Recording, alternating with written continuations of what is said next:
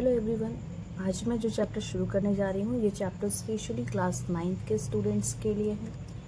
इस चैप्टर का नाम है जर्नी इनसाइड द एटम। इस चैप्टर को समझने के लिए हमें एक चीज़ का पता होना बहुत ज़रूरी है और वो है मैटर। लास्ट वीडियो में मैंने आपको बताया था कि anything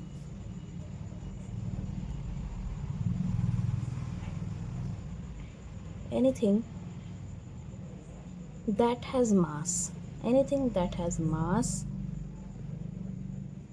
and occupies space is called matter। Means ऐसी कोई भी चीज़ जिसका अपना एक मास होता है, मास यानी कि उसके पास वेट हो अपना, ओके, और जो स्पेस कवर करता है।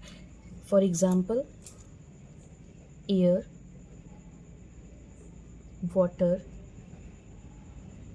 बुक, ऐसी बहुत सारी चीज़ें है ना। तो जो चीज़ें स्पेस कवर करती हैं, जिनके पास अपना मास होता है, हम उन्हें मैटर कहते हैं। लेकिन एक सवाल ये है कि मैटर बना किस चीज़ से है।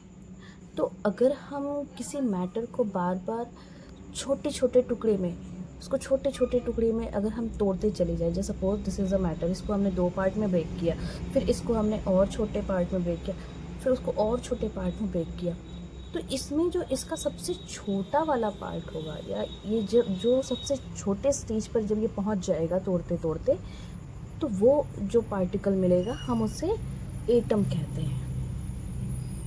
हम एटम को अगर समझना चाहें तो हम एटम को एक सिंगल लाइन में ये भी कह सकते हैं, atom is the basic building block of all matter. Basic building block of all matter, okay. अब मगर यहाँ पर ना एक और इंटरेस्टिंग बात आई कि क्या अब हम इस मैटर को भी तोड़ सकते हैं। पहले तो लोगों को लगा था कि एटम को और डिवाइड नहीं किया जा सकता, मगर जब साइंटिस्ट ने एटम के बारे में कुछ स्टडी की तो फिर उन्हें ये पता चला कि एटम को भी हम मतलब और पार्ट में तोड़ सकते हैं। एटम भी किसी छोटे छोटे पार्टिकल से मिलकर बना है ना। तो चलिए आज हम एटम के अंदर की इस एक्साइटिंग जर्नी को शुरू करते हैं।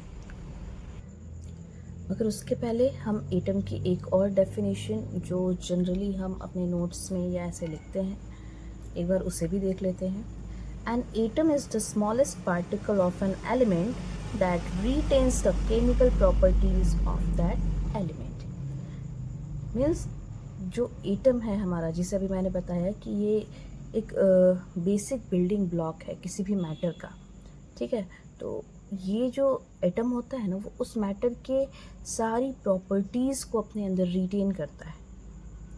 अब एटम के अंदर, जैसा कि मैंने कहा कि क्या हम एटम को भी तोड़ सकते हैं, तो हाँ, एटम को हम 3 सब एटॉमिक पार्टिकल में तोड़ सकते हैं। जब साइंटिस्ट ने स्टडी किया तो उन्होंने पाया कि एटम के 3 सब एटॉमिक पार्टिकल्स हैं, इलेक्ट्रॉन, प्रोटॉन एंड न्यूट्रॉन। जिसमें से कि इलेक्ट्रॉन को हम स्मॉल ई से रिप्रेजेंट करते हैं,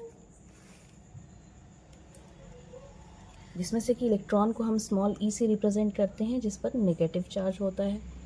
प्रोटॉन को स्मॉल p से रिप्रेजेंट करते हैं, जिस पर पॉजिटिव चार्ज होता है।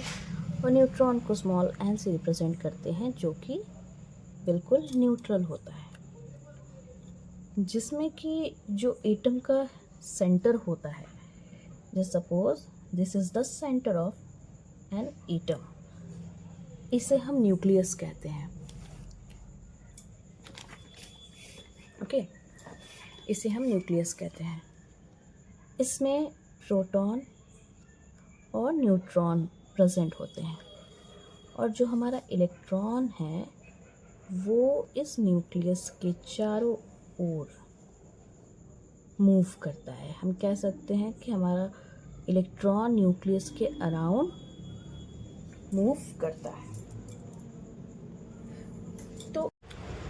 तो इस तरह से हमारा जो मैटर है वो एटम से मिलकर बना होता है, और जो एटम है वो सब एटॉमिक पार्टिकल इलेक्ट्रॉन, प्रोटॉन और न्यूट्रॉन से मिलकर बना है। तो ये तो रही बात एटम की। अब अपने नेक्स्ट वीडियो में हम ये जानेंगे कि एटम की डिस्कवरी कैसे हुई, डाल्टन ने इस पर अपनी क्या थ्योरी दी। इन सभी चीज़ों को जानने के लिए और इसी तरीके से इजी वे में समझने के लिए मेरे साथ बने रहें। मिलते हैं नेक्स्ट वीडियो में।